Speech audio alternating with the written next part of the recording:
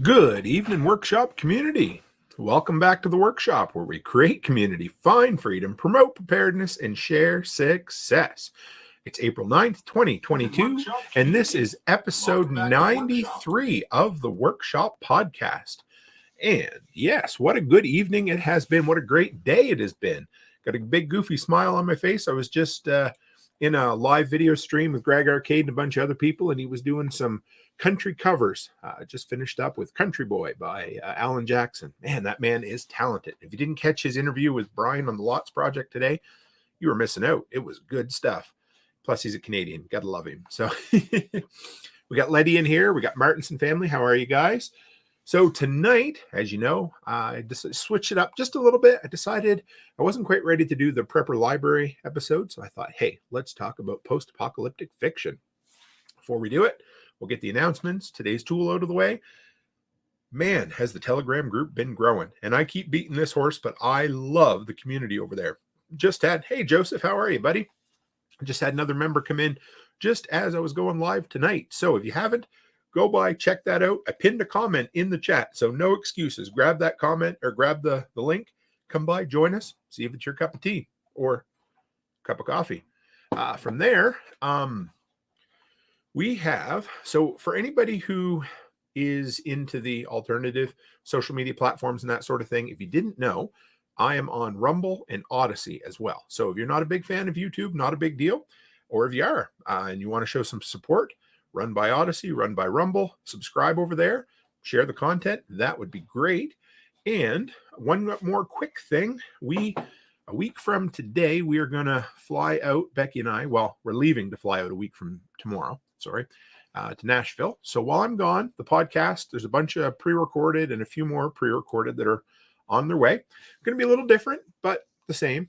I always love saying that. But yeah, so it's going to be about 15 to 20 minute episodes. We're going to do, I want to call it an introduction to prepping episode or series, because what it's going to be, there's always stuff you guys can learn, always stuff I can learn, but it's going to be like little digestible episodes that you can share with your friends. Or if people come in and are like, I'm scared shitless, I don't know what's going to happen, blah, blah, that kind of thing, then share them with them. And then we'll compile it. When it's all done, I'll compile it in one big long episode that we can share as well. But for the time being, it'll be, give you something to think about while I'm gone. Hey, there's Greg Arcade. Thanks, man, for the shout out tonight. That was an awesome song. Ended just in time. I loved it. And so, like I said, if you guys follow me on social, I do 3-4 times a week a section or segment called Today's Tool. So I'm going to start incorporating it into the podcast. And today's tool is a tool I use today, and that is the Dewalt Power Stack battery. If you haven't used them buggers yet, they are incredible. Love them.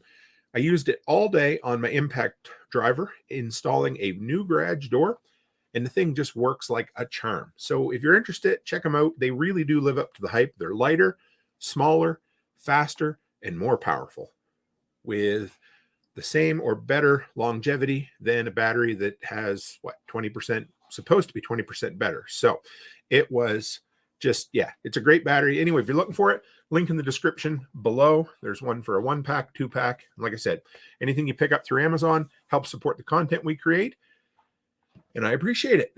So I figured you guys seem to like when I kind of recap some of my projects I've done. So it's going to be a good episode tonight. It's going to be more of a laid back, the whole works. But I figured I'd fill you in a little bit on what I'm up to.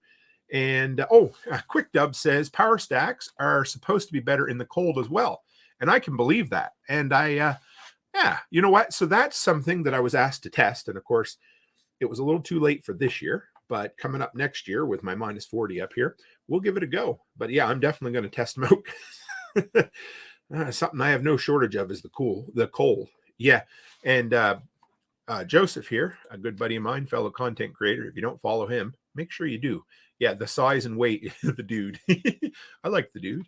The size and weight is so nice. There's just something about them. They're more compact, they're lighter, and the only thing I haven't got yet is that ultra compact impact driver. I almost bought it the other night, and then I said, nope, I'm going to save my gift card and get my garage door. So I did. Howdy, little Klondike. So first thing, I learned a new skill, or I'm working on a new skill. I bought and installed my very first garage door for myself just finished it up. I haven't installed I bought a new opener as well. I had enough left over on my gift card, so we did that. So much fun. Always love learning new skills. Spent the whole day out in the garage and just taking your time. If you know how to follow instructions and you got a few, even basic kind of understanding of it, it's not bad. Greg, the 20-volt brushless driver, I'm sure Joseph has one, but they're ultra compact, like front to back. They're, I don't know, like 3.5 inches or something. And I know that would be a killer. I've already got the atomic, which is great, but the ultra compact one, oh man, that combined with the power stack battery, whew, that is a match made in heaven. I'm sure they brought out that on ultra compact knowing they had those power stacks coming, because that is a combination that would be killer. So if you guys missed out, I'm going to be in Saluda, North Carolina in September for Prepper Camp, the world, or I don't know, America's largest outdoor prepper expo. Going to be a guest speaker there talking about preparedness. Hey, Chris Dixon is not 50. How are you, buddy? So that's exciting. So if anybody's in that area and is going to be going to Prepper Camp, I'd love to meet you. Get up, meet in person. It would be a lot of fun. Already mentioned we're flying out, and started building a wicking bed for the daycare. Taking my time, building it out of pressure treated. Before anybody says anything, it's going to be lined with pond liner fabric material, so you don't have to worry about that. So I'm going to be doing a video on it, so you'll see some more of that.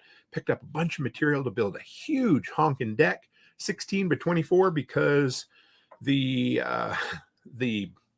outdoor area at my wife's daycare resembles a pig pen right now. Too much mud, and we can't keep on top of it, can't keep the grass alive because it's so small, the kids kill it. Anyway. And I got to give a shout out. I forgot to tell her, so she's not in here tonight. But you guys know my partner in crime, Charlotte. She's always in here.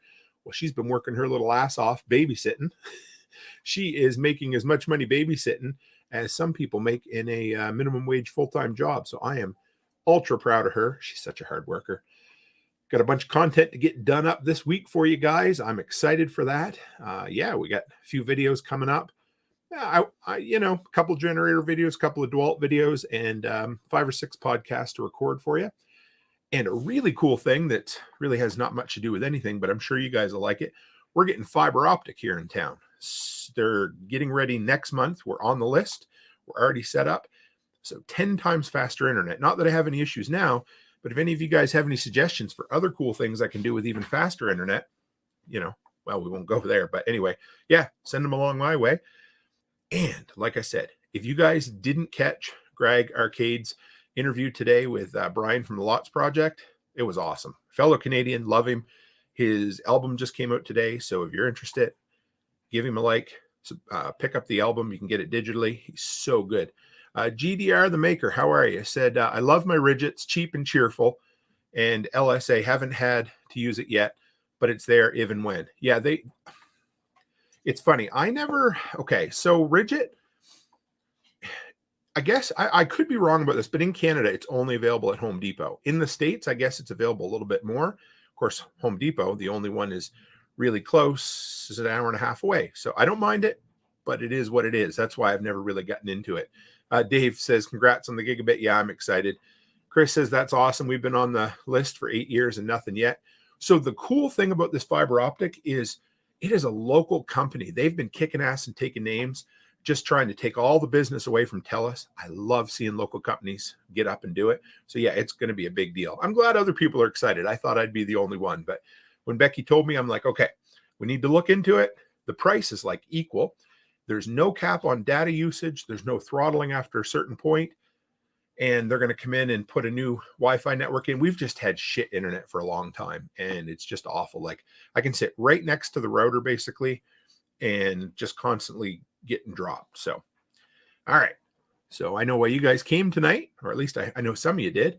Oh, we forgot to bring up our little banner here. Let's bring that up while we're talking. I know Letty's excited. So like I said, I was going to talk about the Prepper Library, but I decided instead, this all came about from a conversation a couple of nights ago in the Telegram group. I think we've had like 4 people join since I started this live stream. So thanks, guys. But recently, I just Googled one of my favorite series, And it turned out that he's writing an 11th book in it that I didn't know was going to happen. And it was out. It was already out. And the audio is coming out May 1st. So that got us discussing books and post-apocalyptic fiction. And of course, if you guys don't know Letty Lou, she's a co-creator of mine on the Fireside Freedom. You'll see her in here tonight. I got it mixed up one time. She's Loretta Dreyer that you'll see, and we call her Letty Lou in the podcast. She's a big reader. She's already read the 11th book in the series. No spoilers. But yeah, anyway.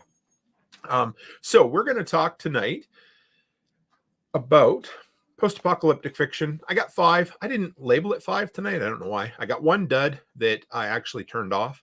You guys ever walk out of a movie? I've only ever walked out of one movie in my life in the theater.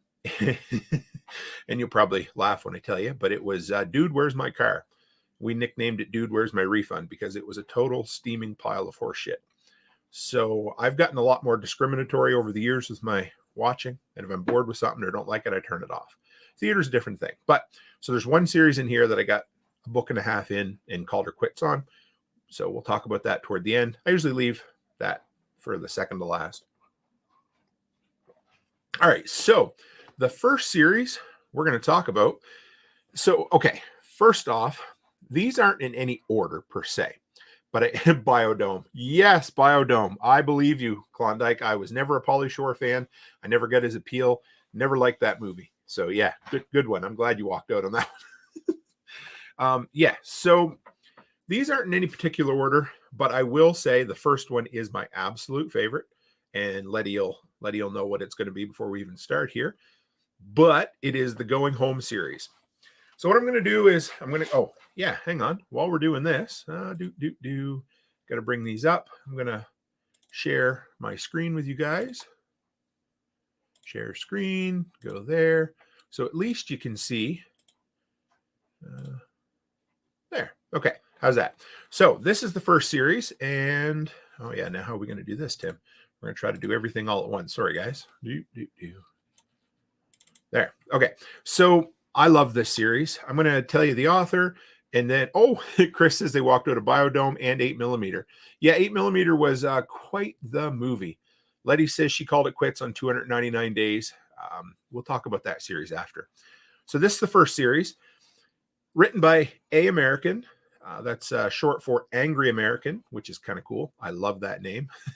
And I can't remember right at the moment his actual real name, but he was a contestant or, on the original. If you guys watch the TV show Alone, so he knows his shit. Really cool dude.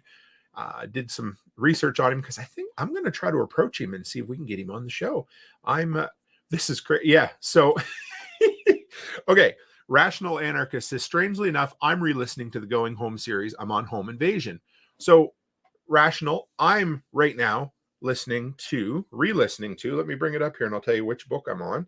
I'm on book 6. Which one is that? That's, anyway, so it's great. We're going back through. I'm re-listening to it. Nate from the Two Chicks Homestead podcast, he's re-listening right now.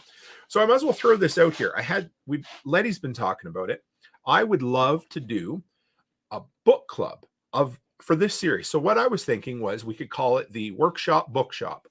And once a month, we could get together and talk about one book in this series. It would take us 11 months to do it. We could do it on a Saturday evening, just like this. It could be. And if anybody's interested in coming on like an Oprah book club, if anybody's interested in coming on and chatting, we could do a live roundtable discussion about the book, spoilers and everything. And I think that would be a lot of fun. So if anybody's interested, I know Letty would be. Oh, and Chris is into the series right now too, so we could get Chris in on it. Anyway, I think it would be a lot of fun. And I think it might be something that people might be into. So the Going Home series takes place after an EMP.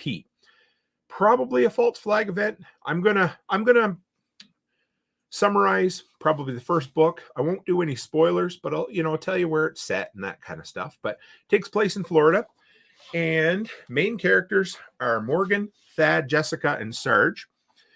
And so really Morgan is the main character, and he is a prepper, which is cool. And he has his get home bag. He's away from home for work, and an EMP goes off. His car stops on the interstate. And the first book is him working his way home, hence the name, the Going Home series. It is so stinking good. I don't know why I love it. There's a lot of reasons why I love it, but it's violent. The language is R-rated, so I enjoy that. It doesn't fall into, how a lot of prepper porn fiction really leans heavily on the religious aspect, and I have no problem with that.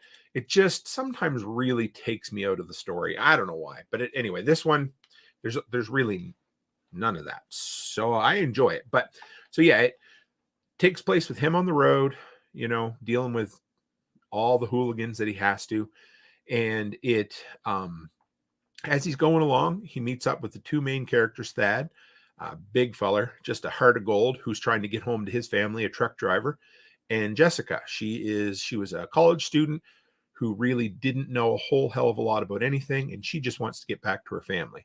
And the three of them kind of meet up, and they have some, exploits on the way home, trouble they get into, and then they split up, and it's just really, really, really good.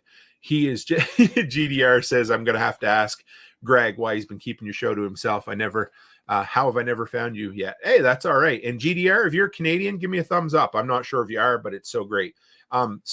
Letty says, I love the various levels of normalcy bias included in the book. It makes it so real. Yes, because there's so many people that are just like, I'll just wait around until, I'll wait for the vehicle, or I'll wait here at the rest stop until, Homeland Security or FEMA come through and help us out, or we'll just, everything's always been fine. Even Morgan's wife suffers from normalcy bias in the book a lot, and that's okay. Not a big deal, but Letty's absolutely right. And it's gritty. I will say the first book, and this is something that prepper porn, if you're not familiar with that term, it's just, books, prepper fiction about having to be a super prepper, right? Oh, wow. I'm in East Central Alberta, an hour south of Provost. I'm in Provost, an hour south of Lloydminster, GDR. So that's awesome. Cool. Yeah. So the books, it's so good. But again, the first book does lean a little heavily into gear lists. I never found it overpowering. Other books more so, we'll deal with a little bit further down the road. But it was just really, really good. And some of the cool things, like you have to the Homeland Security is kind of the bad guys in this, of course. And so is the U.S. Postal Service. They're using the Postal Service to, get people to come to these work camps. I don't want to give too much of it away because it's so, so good. But anyway, it's just a really rough and tumble book. It's all about community, and it's just, to me, it's about as realistic a portrayal as you'd probably see, where the whole country is just thrown back in, I don't want to say the dark ages, but just thrown back a long ways and needing to deal with the repercussions. And, one side of the government thinking they're doing this, the other side of the government doing that, a ton of military. The author, I'm sure, must have been military, because the interactions between Sarge and the younger guys that he has are just, they're so funny and they're so real. And I love, now I'm going to say this, Angry American, his humor is not politically correct. It reminds me of jokes we would have told, as 13-year-olds in grade 7. And I don't mean that in a childish way. I just mean it's just normal guy banter, these guys in the military. And I love that about him. It's great. Nothing overly offensive, although I'm sure some people would be offended by the humor in the book. But the book is just so good. Margaret says, just started reading it last night. Yeah, so we need to do a book club, guys. I cannot believe how many people are reading this right now. It's so crazy. Yeah, Letty says Sarge and his crew, they are literally the best. They are. The characters of all the books we're going to talk about, I'm going to say the characters are probably the strongest suit in this book, and they're probably the best well-developed characters of any of the series we're going to talk about. And you just love them. Yeah, mil-spec humor. Ain't that the truth? That's exactly what it is, GDR. And their humor is just awesome. Letty's up for a book club. See, I knew she would be. And I missed one here. Rational Anarchist said, I'm a Southern Baptist, but also was a U.S. Marine, 93 to double aught. and people not cussing in a stressful end of the world scenario is like watching a very old war movie. It lacks any realism. Yeah. Yeah, ain't that the truth? And yeah, Rational, that's funny you say that. He says, I find it odd we never find out the ranks of Sarge's guys. And I was just thinking about that earlier today. Like I listened to it the first time while I was renovating an entire house that had been completely ransacked by dog shit.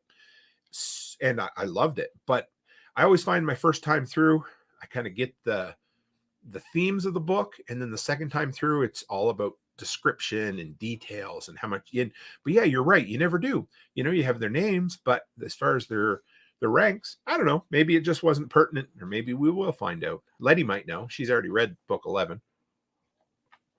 I really probably could have done an entire episode on this series because I love it that much. But so yeah, it's just a downright probably the most realistic and the biggest. The house or the book, Tim? What did I miss there? Oh yeah. I probably just said something funny and misplaced what I was trying to say there with the but yeah, so it's a great story, a great series, and check it out. That's probably enough for now because I think we are going to end up revisiting this series a few times. And I am absolutely going to try to get Angry American on the show. He was on Jack's show quite a few years ago, shortly after he started this series. And the series is 11 books in. Plus, Letty, I don't know if you know this, but there are some spin-off books as well. And I've never read them yet. I was waiting to get through this series a second time, and then I'm going to go get them on Audible. So if you haven't checked those out, they're great.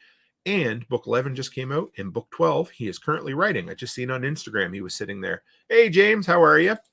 Rational Anarchist said, get a few Marines, even in the same rank together, and they'll know who is senior in no time. Good point. All right, so number 2. Let's bring this up here, see if we can get it to work. Whoops, sorry, guys. Probably going to close everything out and make it.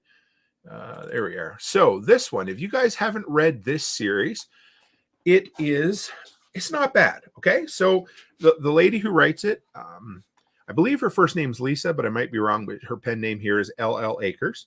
I followed her on Facebook on and off for a while. Super talented.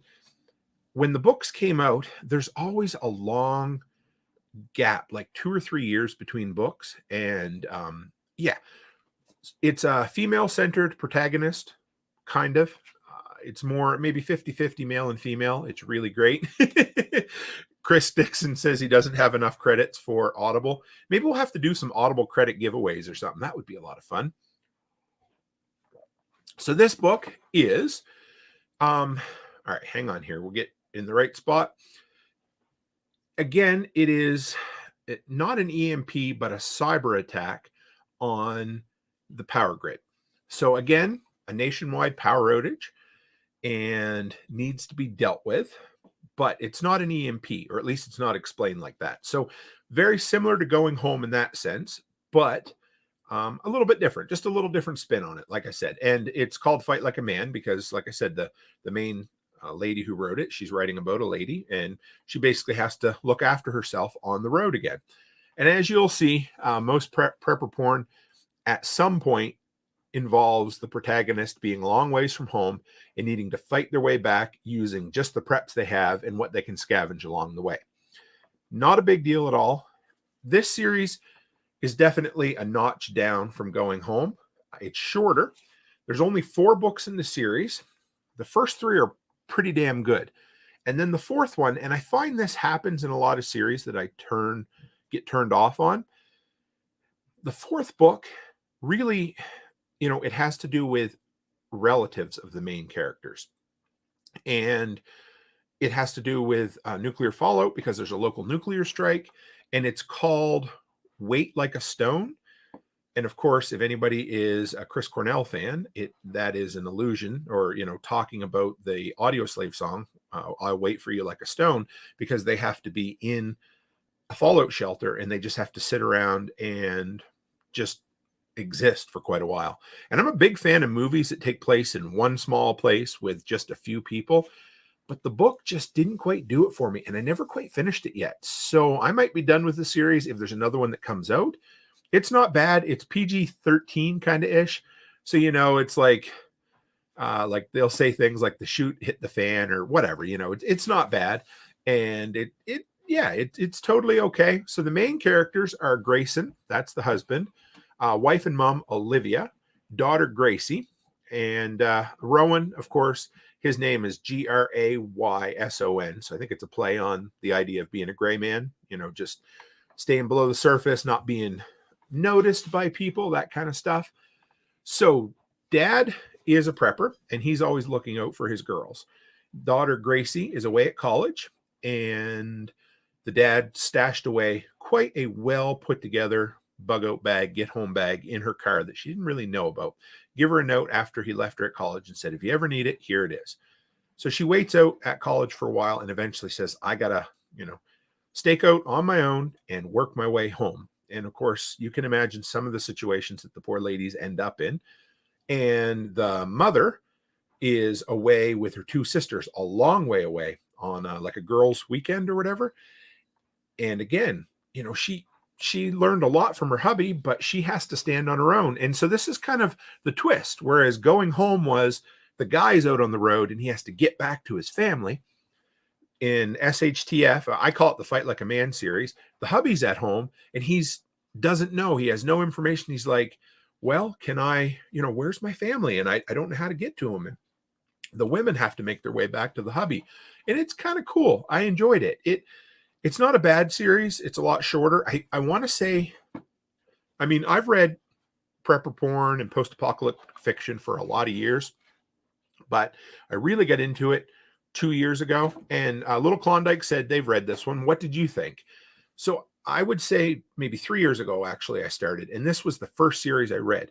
And I enjoyed it. And then I went right into going home from there. And I was like, okay, not bad. And I think that's why when I went back, because Wait Like a Stone come out later on. And so it was like, So yeah, this isn't a bad book.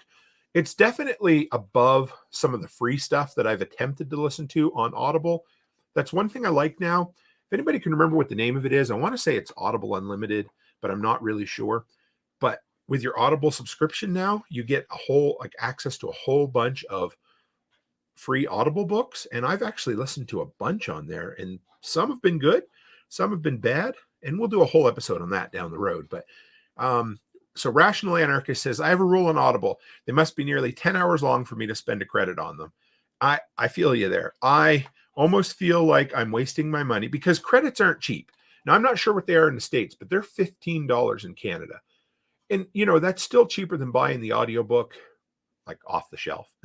Pardon, it's not really off the shelf, but, and it's way cheaper than when we used to have to buy 38 cassettes to listen to Stephen King's The Stand.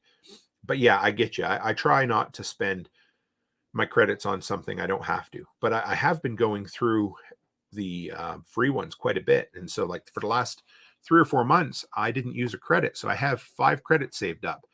From here, we got, we got a fun one in here. We're going to block you, user. See you later.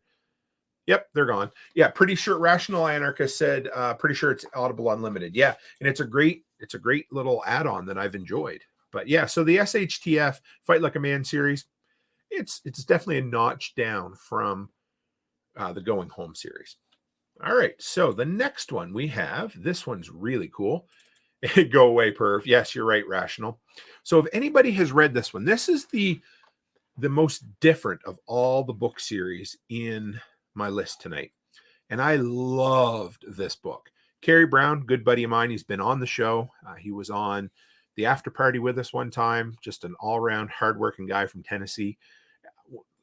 The very first episode I did on post-apocalyptic movies, he said, Tim, if you're looking for a book recommendation, check out World Made by Hand by James Howard Kunstler. Kunstler? That's one of them names that can get you in trouble. Now, when I said Going Home was the best series of characters in this list, World Made by Hand is by far the best at world building. Now, I'll warn you, it's only a 4-book series, so you're going to finish it a lot quicker than some of the other series on here. Chris says he has this one queued up too. Now, The best part about this series is all 4 books, at least for Audible Canada, are 100% free in Audible Unlimited. So I listened to this whole series over a couple of months and didn't have to use a single credit. Now, it takes place in upstate New York after peak oil. This one's completely different. So life has gone back to a rural kind of mindset. And I'm talking about the book now, and I can still just picture everything. The setting, he writes like Quentin Tarantino shows a movie. He gets, like, Quentin Tarantino one time was asked, how do you get such good dialogue from 2 characters? And he says, well, I just put them in a room and I get them talking to each other and I see what happens. And that's what I like about Kunstler. He just takes the time. He lets his characters talk. He'll just follow them down the side of the road while they have a conversation. And as they're going down talking, he'll describe the world they're in. And it almost feels like you're living on like a Mennonite or an Amish community, because everything has just kind of, this takes place quite a few years after peak oil and after the great, I want to call it the great salvage, they called it. And this book is what inspired last week's episode on post-apocalyptic salvage, but it was a great one. So yeah, they went around and collected a lot of the iron for the war effort. And because they had a big war with, I want to say it was Israel or something in the Middle East. It was a really weird situation. Yeah, take care, Chris. Always love having you. And so anyway, excellent book. Takes place in upstate New York. And the main characters are Robert Earl, who is a carpenter, and Brother Job, who is, when you first meet him, he seems like he's a cult leader. And the more you know about him, he still kind of seems like a cult leader, but that's okay. He's part of a religious sect that comes to Robert Earl's town, buys the local school, decides to spruce it up, make a lot of improvements to the school, a lot of improvements to the town. Now, the first book is like 100% focused on Robert Earl. And like I said, he's a carpenter. He has to salvage everything he does. He does great work. He works for silver, mostly junk silver, old dimes and quarters and 50-cent pieces, that kind of stuff. And his best friend is the pastor in town, the Reverend, and they spend a lot of time chatting and walking and just talking about what the world's like. And each book kind of changes the focus a little bit. But what I found was after the first book, the focus goes from strictly on Robert Earl to then on everybody. Brother Job, never mind. I was going to tell you something that might spoil it, so I won't do that. But anyway, so yeah, the focus splits up a little more on Robert Earl, Brother Job, and the whole thrust of the local economy is they're on a river and goods have to be floated up and down the river. And one of my favorite parts of the whole book is that they use mules. And the mules are, so it took me a while to figure this out, but the mules, from what I can understand, walk along the side of the river, I believe, and they're tied to these barges, and they have young people that work on these boats. And they just follow. They walk with the mule, and the guy talks about how the sunshine is so nice, and the best part of his job is just walking these mules or donkeys or whatever they are along the riverbank, pulling these barges along, and it's just so peaceful. It kind of reminds me of like Huck Finn or whatever. And yeah, it's post oil, post peak oil. There's nothing left. I mean, there's still supplies, but nothing new is being made. So you have to make do with what there is. There's generator flywheels or whatever it is. There's parts that keep wearing out. Some people set up like hydropower. And then some people are just, again, the whole normalcy bias. They're still just kind of sitting around like, well, I guess we'll just survive. And they're not worried about rebuilding things. And so it's just, yeah, it's really, this book series is so good. Now, if you're ever hoping to get another book in this series, it probably won't happen. James Kunstler is an odd bird in the best way. He has some libertarian leanings, but he's been asked, he's like some creators when you ask them, like, I remember one time I messaged a director, J. Michael Straczynski, on Twitter, and I said, hey, are you ever interested in making more episodes of Jeremiah? And he basically messaged me back, hell no, it's the worst experience of my life. And I thought, oh, okay. And Kunstler's like that a bit about his books. He's like, I've been there, I've done that. That's it. I'm not doing anymore. So it sounds to me like there'll never be another in this series, and that's okay. I mean, we don't always need new books. I mean, look how Hollywood has just absolutely ruined so many nice, so many series of movies that we loved that are just not even. Yeah. Anyway, sometimes it's just better to live with what you have. Like sometimes I think we'd be better off if all we had was the first Matrix movie, but that's another story.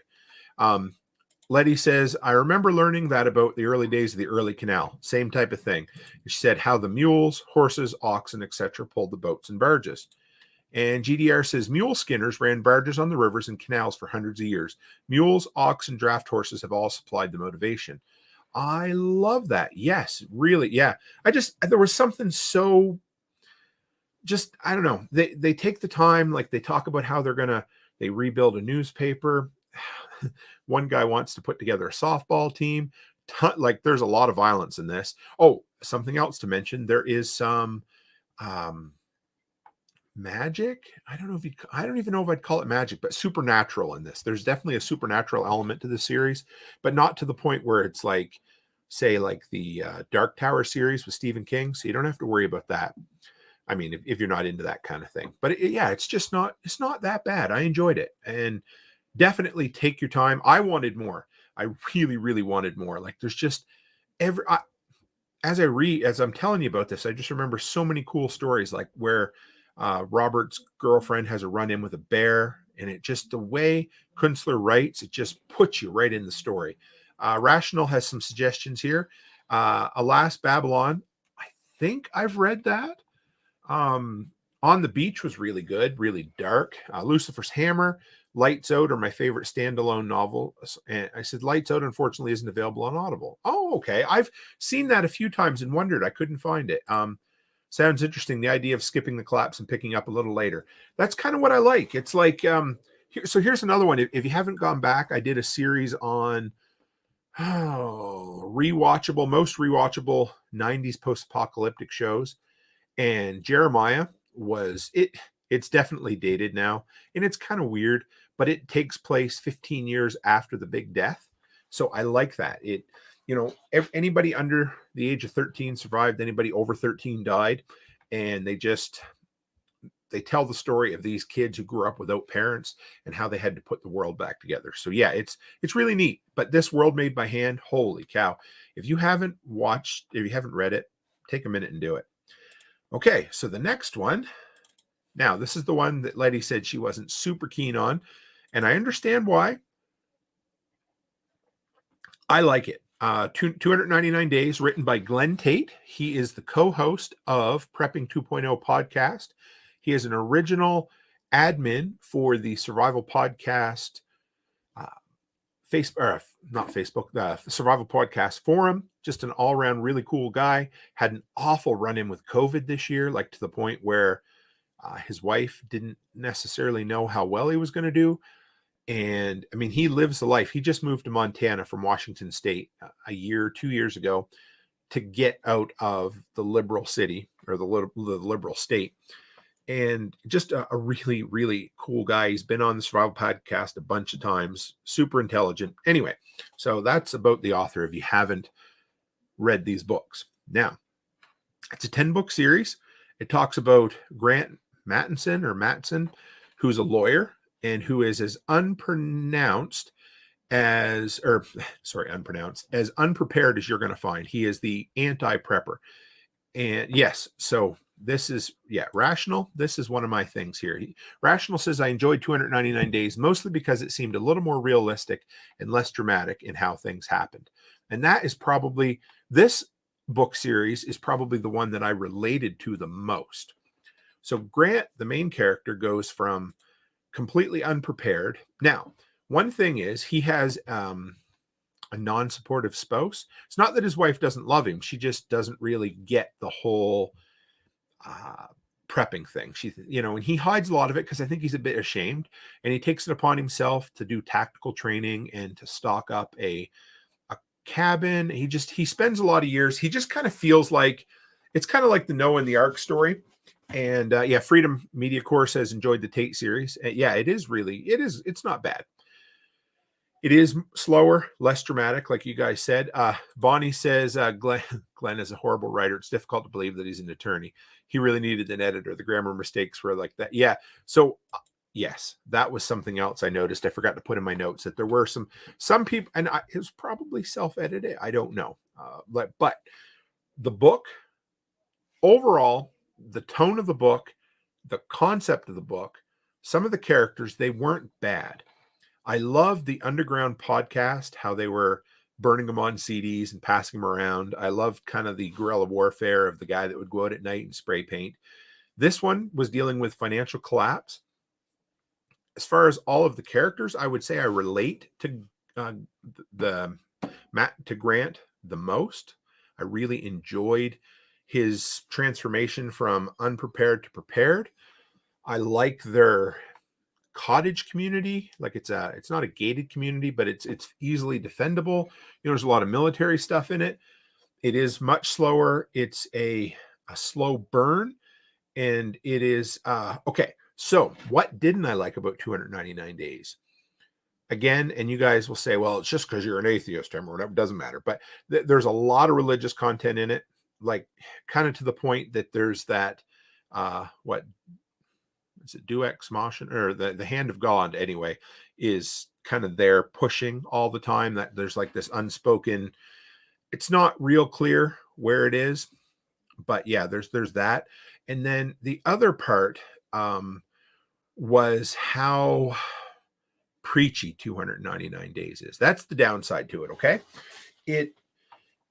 It's so much like, instead of talking about solutions or what the guy can do, there's so much tearing down of the left. And, it's to the point where I'm just like, you realize that there's two wings to the same bird, and the right and the left both do this shit.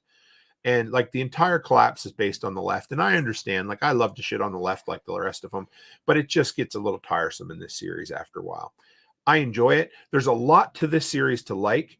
There is, again, the whole listing thing. It gets a little bit old, but there's a lot to like in this series. And there's some that you're not going to like. So take it with a grain of salt. It's a 10-book series. Now, this series also follows the same trappings as a lot of other series.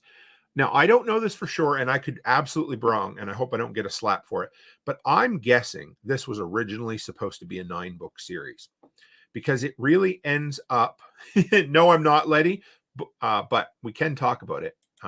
Letty asked if I'm going to bring up the Left Behind series. I got a whole personal connection to that series, and we can talk about it in a minute.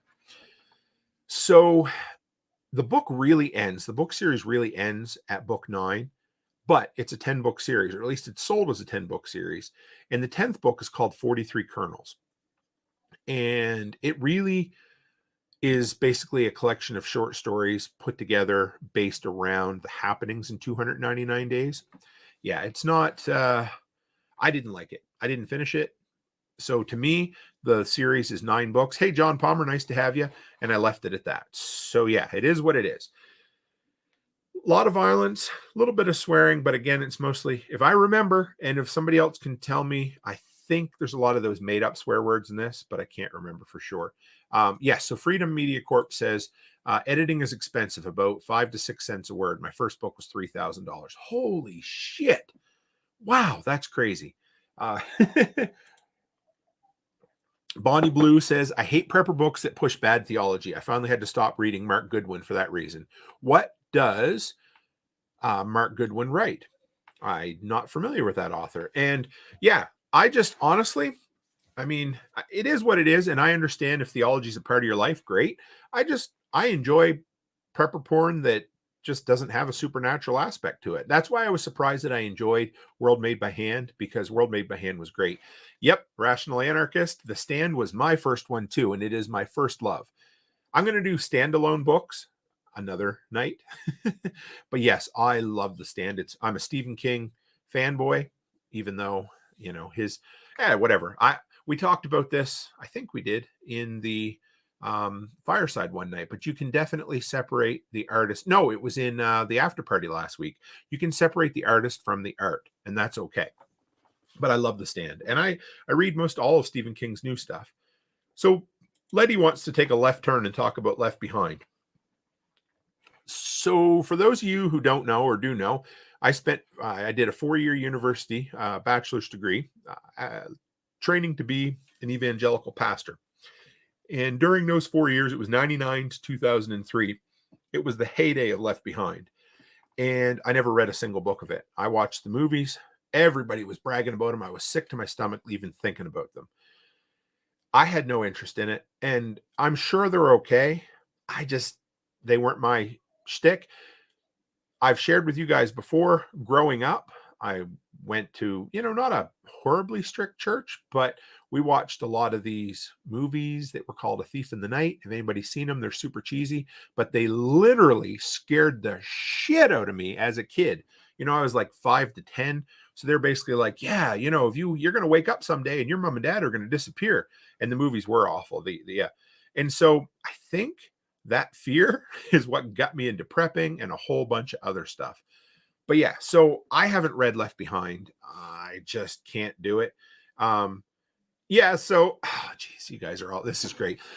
Freedom Media says, you just said you didn't like supernatural prepping content. Isn't that all zombie books? I wouldn't consider, I would consider zombie like body horror, or like medical horror or something like that. But you're right. I mean, it's still fiction, and I guess it could be. So Letty says the pages and pages of straight up Bible passages in the last few books drove me insane, and I just skipped them. And to be honest, you talk to 100, Bible believing Christians, and 50 of them are like pre-trib, 50 of them are post-trib, and nobody even knows anyway. So the books are basically what they are. And if somebody wants to share their thoughts on them some night, I'll gladly have you on for a little chat. They're not my cup of tea. GDR says $2.99 was a bit hard to finish. It got real deep on pulling your ass up from nothing. It does better in audio a bit. Glenn did a pretty reasonable job as a newbie writer. Yeah, and that's the thing. Like, I hate to slam on people and shit on people, because if I sat down and tried to write a book, well, I am, but I mean, if I tried to write fiction, I don't even know how I would do it. And yeah, a couple of these series get to be a bit of a slog toward the end. I enjoyed $2.99 enough that I finished it, so I didn't actually shut it off. So there's that. Where do we go from here? Okay, so this is the companion series. I won't lie. This is by Shelby Gallagher. That is Glenn's now wife and co-host on the Prepping 2.0. I didn't enjoy this series as much. I'm pretty sure I finished it. Actually, no, I know I did. It's a 4-book series. It focuses on the main character's Julie Atwood. She's a single mom whose hubby left her for a younger woman, and he's an absolute piece of shit. So it is there, what I loved about it was she was a single mom who didn't have 2 dimes to rub together, had to coupon to get by for her family, had to scrimp and save, but she knew something was wrong. It was very similar to Grant in 299 Days. And so she knew something was wrong. She felt it, like we do sometimes when we're prepping, right? And she went into it and said, I need to prep. I need to get going. And so she did what she could. She stretched her money. It reminded me of where Becky and I was. Oh, maybe it is 3. Maybe there's a 4th. Anyway, sorry. It could very well be a 3-book series. I get my numbers mixed up as I go along. So yeah, people in the audience are saying it's a 3-book series. It's probably just a 3-book series. Sorry about that, guys. So yeah, she's scrimping and saving. I remember, saving up to buy my first gun that I didn't inherit, and I had to scrimp and save and find. I even saved bottles to do it, right? And so I really kind of went along with her. I really I'm like, oh yeah, I'm a bit like that. But so it wasn't bad. And she wrote the first book on spec before she knew Glenn, and brought the book. That's how they met, was basically she wanted him to read it over and either edit it or critique it. And I guess they kind of found a relationship through there afterwards, which was kind of cool. And this book takes place in Colorado as opposed to where Grant Mattison's book takes place. But they are loosely connected. They take place in the same universe. And her whole thing is she needs to get to her family's cabin in Colorado, I believe. and it's really cool. It's a little more contained. It's a shorter series. It's not bad. It's definitely 2 or 3 notches below Going Home or World Made by Hand, and I would even say it's probably 1 notch below 299 Days. Although the shortness of it really makes it, that's a positive in my mind for sure. Bonnie Blue says, at this point, my favorite post-apocalyptic writer is Franklin Horton. The Borrowed World, Mad Mick, and Locker 19 Grace Under Fire series. We'll have to check that out. Yeah, so Letty, that is the best part of this series. She says, I like seeing her, that's Julie Atwood, the main protagonist, transition from couponer to prepper. And I did too. Do you remember, I can't remember how it went, but I think she if her dad got her a gun for Christmas, anyway, she was saving up her little bit of extra money. Because I remember being in that situation where she was always like, okay, if I pay all my bills, I'll have $100 left over at the end of the month. And she saved up that $100 for 3 or 4 months so she can get a gun. And then she got the gun training, and it was just really, it was empowering, and it showed how you could do something with nothing. And I really liked that. Letty says, and how her mindset changed over the course of the books. Yeah, she went from being a victim to being, from a victim to a survivor to a thriver to a prepper, and just absolutely the definition of a strong female character. And I loved it. It is a pretty good series. And like I said, she's Glenn's wife. Shelby is a pseudonym. I don't know. I don't think anybody knows her real name. She usually wears a face mask that says I Miss America on it.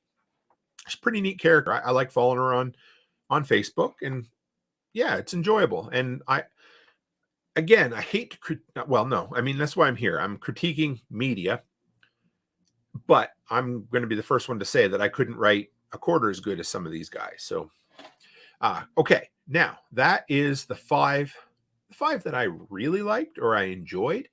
I'm going to have to check out this Franklin Horton series that you guys are talking about here. And who else? Yeah. Now the one series, now you guys can anybody want to guess? Well, maybe you can see it. Let's bring it up. So here is the series Patriots. Now this was always the book that I would hear if I was in a survival forum, or if I was chatting with people in the survival podcast forum or on the MeWe page. So many people would brag up Patriots, a novel of survival in the coming collapse. First off, the title alone is like, okay, so there is a coming collapse. Like, you're basically taking for granted that there is. Now, if I got this right, it's a 5-book series. Yes. So Rational Anarchist, the Audible of Patriots, is absolutely unbearable. So I need to say that all of these are, I've listened to every one of these in Audible because that's how I consume my media at this point. And Letty says, I really like the 1 Second After trilogy. I didn't talk about that tonight because when I do my standalone books, we'll talk about it. I loved 1 Second After. I only got halfway through. I think the second one is 1 year after, and I turned it off. It just didn't seem to have the same magic as the first book. I don't know why it is. Maybe I should have stuck with it because there was some world building going on. And I may revisit it or give that second book a second chance. Now, James Wesley Rawls, is that it? Yeah.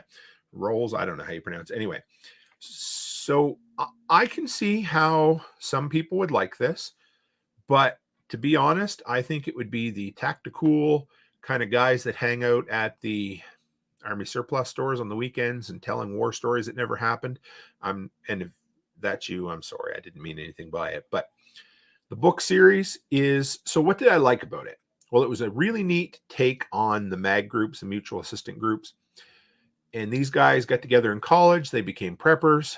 But the book is absolutely almost non-readable. It would have been better. I think that he should have put this. I don't even know. I don't know how he could have wrote it. I mean, it's a financial collapse book, which is kind of cool. It goes through hyperinflation and the dollar being devalued. I liked that about it. It was kind of neat. I even remember when I was listening to this, I was mowing a big lawn out of town. But the lists, the gear list, what it should have been, he probably could have eliminated half, probably could have made Patriots just a single long novel and then made a companion, I don't know, 100 to 200 page book of gear lists, because that's what this is. This book is basically a whole bunch of gear lists linked together by some so fiction. Like, it just doesn't do it for me. It is such a slog. And I mean, and I'm not saying it's not like a list like, okay, well, if you're gonna stock up a pantry, you need, corns and beans and that. It's like, and I mean, if you're into this, it's great. But it was like AR-15, and it would talk about the minutia of why this one was better than that one. And it was basically, it felt like a guy just sharing his knowledge, which is okay. Maybe not sharing, but bragging about all the shit that he knew. I couldn't stand it. I turned it off. I can't even remember if I made it all the way through the first book, but it was so unbearable. And it's the most overtly religious as well, which is fine. It just was so bad. And like you said, the audio is just, you're sitting there, you want to get lost in the world. And I think this is the biggest part of it. The reason I love fiction is because it allows you to get lost in a world and, what are the willing suspension of disbelief. But what happens with Patriots is you're 5-10 minutes in, you're kind of enjoying the story a little bit, and all of a sudden they go into a 4-page diatribe listing every little piece and why everything needed to be standardized. And you're just like, I'm done. You just keep taking me out of the world. And I don't, yes, that's what to some Rawls reads like encyclopedias. Now, I'm not saying, now here's the thing, if you like it, cool. I'm sure there's lots of people that cannot stand Stephen King, because Stephen King is so descriptive. It can be almost like, yeah, if you're not into that kind of thing, a lot of people say Stephen King should be, what do you call it? He should have a good editor. And that's what they said about the writer and director of Sons of Anarchy. I can't think of his name right now. Kurt something. Anyway, he really, sometimes people just kind of believe their own hype. And like I said, I think Patriots would have been better as 2 books, a standalone, say 800-900 page novel with a companion source material kind of resource book, because it just didn't do it for me. In Patriots, the narrator, so Rational says in Patriots, the narrator's obnoxious accent makes it even worse. Yeah. And I've talked about that. I've chatted with the ladies in the Fireside Freedom one day. And that's something we should mention here. So the narrator for an audiobook either makes or breaks a book. The Will Patton does a lot of Stephen King's books. He is friggin' incredible. And Duke Fontaine does the Going Home series, and he is just so good. What I love about Duke Fontaine when he's narrating an audiobook is who the character is based by the inflection in his voice. He doesn't do accents, he just does different sounding voices, and that's what I like. It's not cheesy, it's not put on, it's just really, you can tell, like Thad is a deeper voice, and Sarge is a scratchier voice, and the main character Morgan is his voice. And then when he does a female character, it's just ever so slightly up, just a little higher pitch, right? Well, Rational Anarchist just sold me on this. He said Will Patton did Alas Babylon. He is probably the best, my favorite audiobook narrator for sure. And Chris says, you find a bad audiobook and you crank up the speed so it sounds like Chip and Dale arguing and have a good laugh. Yeah, I've done that. Even some of Stephen King's books, I've turned up to like 1.75 and enjoyed them and remembered the stuff from it. But yeah, sometimes you need to. So Chris, yeah, Will is so good.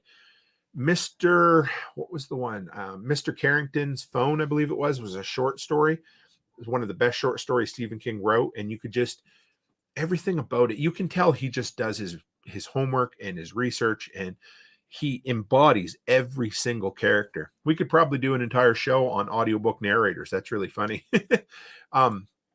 Bonnie Blue 2A says, at Martinson Family, I thought Rawls wrote pretty similarly to his blog post. The blog's a bit like an encyclopedia too. Yeah, Yeah, I can see that. It just feels like he put everything together. It's like he had a lot of gear lists. And he's like, this is cool. I could make a book out of this. And there probably is a good story. I mean, there is a good story in there, but there's just too much that takes you out of the setting, the world, that you just can't really enjoy it so much. Bonnie Blue says Bobby Ackart's Boston Brahmin series is pretty good too. I will have to check that out. Yeah. Oh, and Rational says, I've really enjoyed Matt Bracken's Enemies, Foreign and Domestic series. The Audible is very amateurish. What is wrong? But I tolerate it for the story. Yes. To be absolutely upfront, for a lot of years, actually, okay, when I first started listening to podcasts, I had a hard time listening to female podcasters. And I'm not sure why. It wasn't that they didn't have good content. It wasn't I didn't enjoy what they were talking about.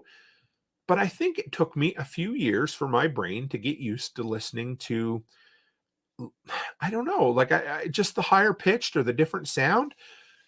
There are some ladies who do some, okay, so I listened to Sleeping Beauties last summer. That was a co-written book between Owen King, that's Stephen King's son, and Stephen King himself. And the lady who did that was incredible. But for a couple of years, I didn't listen to a lot of female podcasters. And I don't know why.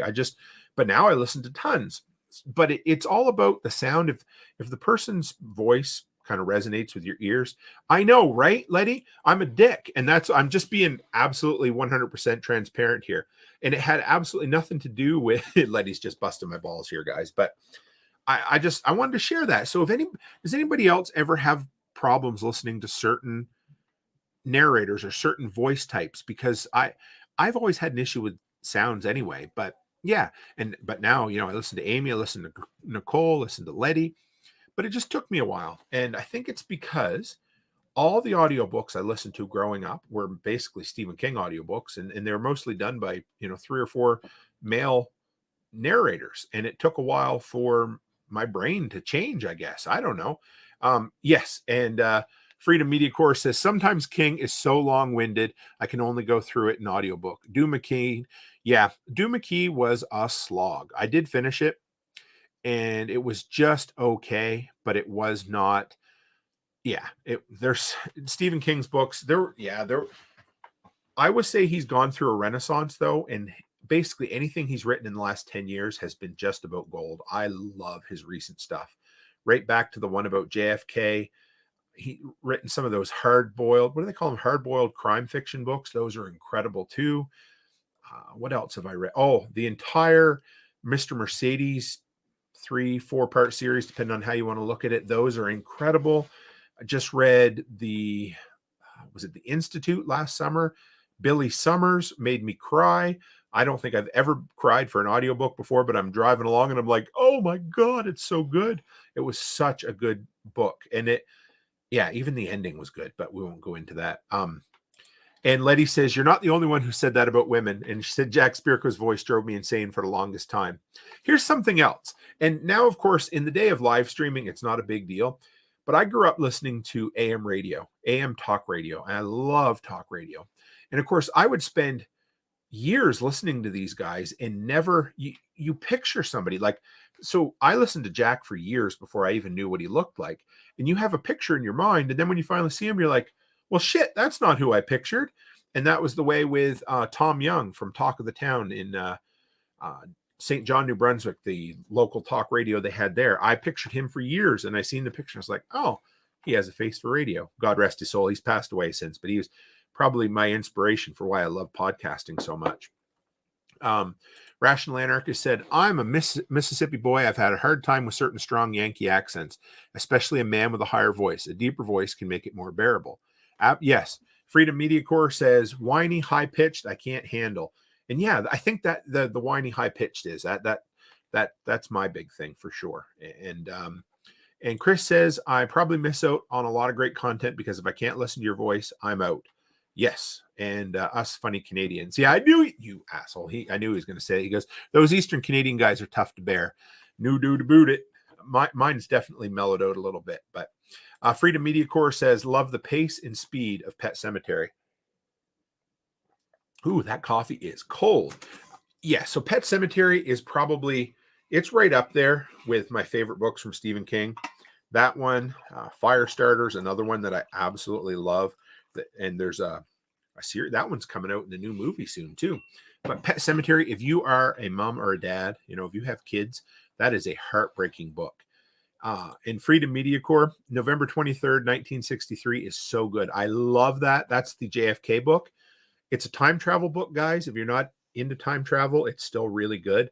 And for some reason, the thing that stuck with me the most was how this guy would bring hamburger back from the 60s and sell it in his diner. And everybody said he had the best hamburgers because the hamburger was just so good. I don't know why that stuck with me so much, but I loved it. That book is so good. Those super twangy Southern accents drive me insane, Letty says. Kills me to talk to my man's family from West Virginia. I can believe it. Martinson family says, Ashley is a newfie. I grew up on the, I don't even know, kind of right between the Annapolis Valley and the South Shore in Nova Scotia. So we definitely have a bit of an accent, but it's nothing like Cape Breton and it's nothing like Newfoundland. And I have a hell of a time talking to Newfies because, anyway, that's another story for another day. GDR says, a good narrator can pull off even a mediocre book, but a horrible book is just horrible, as is a bad narrator. Ain't that the truth? Rational Anarchist says, The Stand and the Dark Tower series are my favorite of his. The Stand is my favorite. Another confession time, I've never finished the Dark Tower series yet. I've read every one of his standalone books and most of his short story collections. I personally hate fantasy. Love sci-fi, hate fantasy. And so last summer, I started the Dark Tower series because Leo's on Zello. If you guys know him, he said, you got to try it. And I really liked the first one. And the second one was okay. And that's as far as I got. Cycle the Werewolf was a good short story. Little Klondike said that was later made into a movie called, Silver Bullet wasn't very good. Rational Anarchist says he loves to shit on Mississippi, but I still enjoy his books. Ain't that the truth? Letty says 11/22/63 was all right. I enjoyed the story, but didn't feel like King to me. And that's so going from 11/22 to 63 forward, about 50% of what he wrote does not feel like Stephen King, but it's still great stuff. Billy Summers doesn't really feel like Stephen King.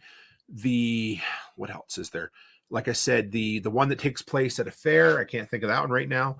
That, again, those two hard-boiled crime novels, neither of those do. Mr. Mercedes series is kind of anti-King as well, but it's all really good in its own way.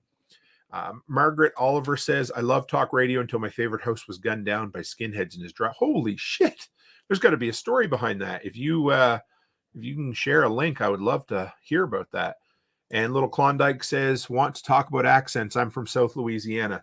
Louisiana has its own accents. I had Phil Rabley on the other night from the, oh my God, what podcast is he on? The Matter of Facts podcast. He's an awesome guy. And he was just, he doesn't have too bad of an accent, but Louisiana is definitely thick. And Rational says, I have friends from Louisiana. They sound like New Yorkers to me. Cool story. The Cajun kind of lifestyle came out of the Acadians from Nova Scotia. They were expelled when Britain took over from France in Nova Scotia, got rid of all of the French people, sent them down to Louisiana, basically expelled them, and they walked back. They are tough people. That's all I can tell you. And Freedom Media Corps says, it was sad when it ended. The 50s in America was magical. He did a masterful job of setting you into the setting. Yes, absolutely. And it's pretty good. It's a little wordy. And I know that's saying something when my favorite book is the unabridged version of The Stand, but I really, really, really liked the first movie. And the second movie was just something a little bit different. And and I've been, speaking of talk radio, I've been going back and listening to Art Bell. If you guys have ever listened to him, I never even knew who he was while he was alive. And he's since passed away. And I found out about him, like, oh man, his show is right up my alley. I've been listening to, his show is called Coast to Coast. And he used to do Halloween episodes called Ghost to Ghost. Of course, when I was in high school, I loved all that stuff. And so I've been going back. He was a great interviewer.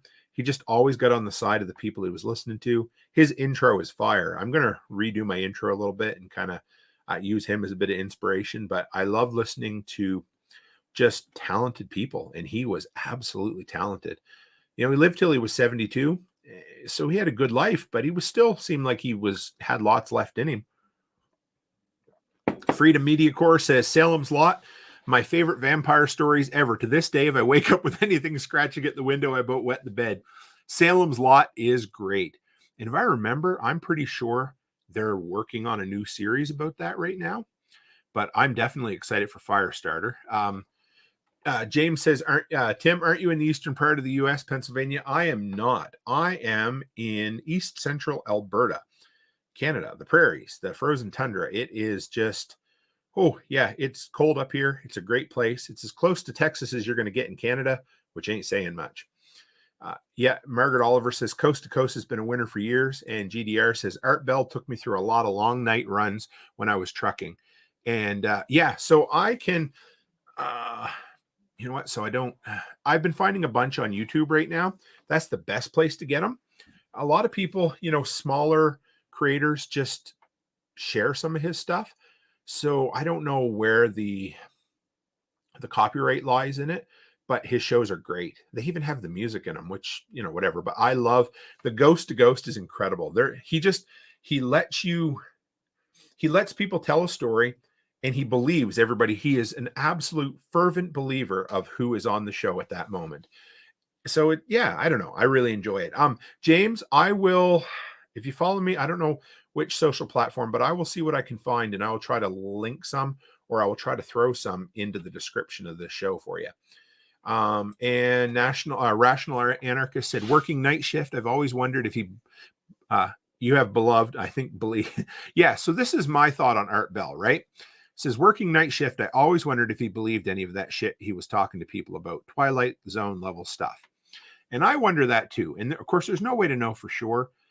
So he was either like, he comes across like Fox Mulder. So if you're an X-Files fan, Fox believed in everything. Scully believed in nothing. And Art Bell comes across like he believes absolutely everything anybody ever tells him. I don't know if he did, or if that was just his character he played on TV, well, on the radio. But either way, he had a way of getting people to talk, a way of getting people to open up. And he was just damn entertaining on top of it all. Just, I enjoyed him. And it's a shame because I would have listened to him back in the day, and I didn't know.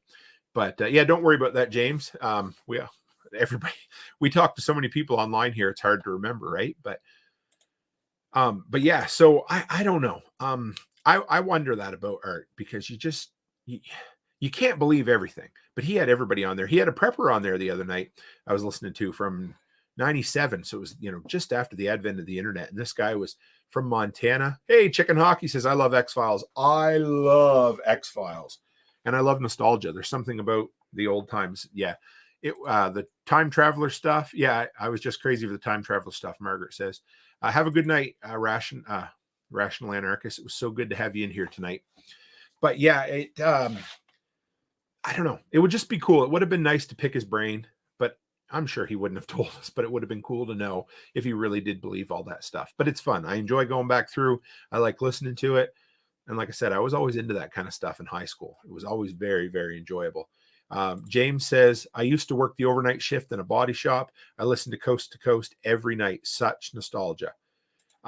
So Chris Dixon says, just say no to X-Files. Okay. Just say no to anything.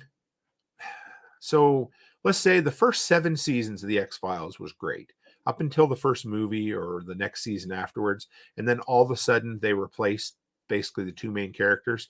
Those last 2 seasons were a pile of dog shit. And then if you want to go back to the 2 seasons of the reboot, they're almost unwatchable. But the first 7-ish seasons of the X-Files is some of the best network television. And plus I was 13 when it first started.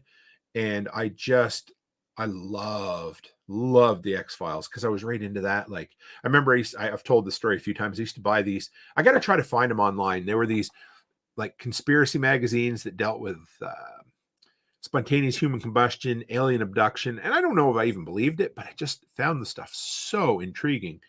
And Little Klondike says, that's definitely one of my favorites, X-Files is. And James says, I knew it was somewhere cold. I live near, Twin Cities, Minnesota. Oh, nice. Man, we got a lot of Midwesterners. And like the podcast we do, Fireside Freedom, is kind of a Midwesterner theme. And I mean, we're just a little further north, right? Sometimes they call it Northern North Dakota up here. But yeah, I enjoyed the X-Files. But and Letty says, hey, and yeah, right. You're not far at all, are you? Letty's in Wisconsin and loves Chicago pizza. Margaret says, the Portalet monster scared me to death while I was traveling with the 10 fairs. Bonnie Blue says, Midwest here, Missouri. Yeah, this has been a great episode tonight, guys. It's a huge crowd. I enjoyed it. We got to do this more often, but I like the idea. If you guys are up for it, and once I get back from Living Free in Tennessee, the spring workshop, we can put together, I would gladly do a monthly roundtable where we discuss one volume each of the Going Home series, because I cannot believe how many people in our community are reading that right now. And a lot of people just seem to have picked it up for the second time around all of a sudden. So I enjoyed it. Wow, we have been an hour and 15 minutes, guys, and this just flew by. It's one of my favorite episodes in a long time. It's some of the best. Yes, Letty says, let's get the book club going. I agree. We will keep it on the back burner. Chris is in, absolutely. And when I get back, because I won't have any time to even think about it until I get back from vacation, and that's okay. But you guys will have new content coming out from me the whole time I'm gone, so don't worry about that. And I am going to try to do some live streams while we're on vacation. I wasn't going to. Becky's like, bring your shit. We'll do it. So, okay. I love it. I mean, this to me isn't work. I enjoy podcasting with you and enjoy sitting down and chatting with you. And Letty said she'll reread. Chris is in. And Margaret says that sounds like a great book club. I love that idea. I think it'll be great. So, yes. Yeah. Letty and I are going to be meeting in person at the LFTN workshop. That'll be great. Yeah, we will. We'll make that work. Maybe we could get Amy in on it. I bet you she'd want to. And okay, so what do we get coming up in the next few days? Tomorrow night, we got Nate Lemaster from the Two Chicks Homestead podcast. Just an awesome guy. He is going to, Bonnie Blue says, okay. Wants to know what Living Free in Tennessee. I'm heading to East Tennessee for Passover week. It is, so I'll have to fill you in on that. Nicole Sauce, a good friend of mine, has a podcast called Living Free in Tennessee, and she has a spring workshop. Unfortunately, I'm pretty sure the tickets are all sold out at this point. But if you're around and wanted to meet in person or whatever, I'm sure if it was the same weekend we're there, I'm sure Letty and I could definitely meet up. That would be fun. But yeah, she has, Nicole, so I'm going to be down there speaking on entrepreneurship. It's a really cool kind of workshop. And I can send you some links to all that stuff too. So tomorrow night we got Nate coming on. He's going to talk about emergency comms, ham radio, handheld radios, the whole works. It's going to be a great episode. I love that. And then what do we got coming up? And then we'll have a Thursday episode. I'm going to have a replay of the after party coming up for you guys for an audio on Wednesday. Thursday will be preparedness. I believe Thursday will be my last scheduled live show until I get back from vacation. But yeah, this has been, I'd sit and chat all night, guys, but this has been a great episode. I think we'll call it. It's been just shy of an hour and 20 minutes. From here, guys, just keep on keeping on. We've got a great crowd coming in from the Telegram group. I love the Telegram group. So just keep coming in and chatting and sharing. You guys have any episode ideas you want to talk about? I love these media episodes, and they just seem to get a lot of traction. So thank you, guys. And if you want to keep the chat going, just go by Telegram, and I'll be in and out all evening. We can do some more chatting there. So, guys, I say it, but I appreciate the conversation. I appreciate how long you guys are willing to come in and hang out with me, because you can do absolutely anything. And from here, guys, as always, stay happy, stay healthy, and have a great week.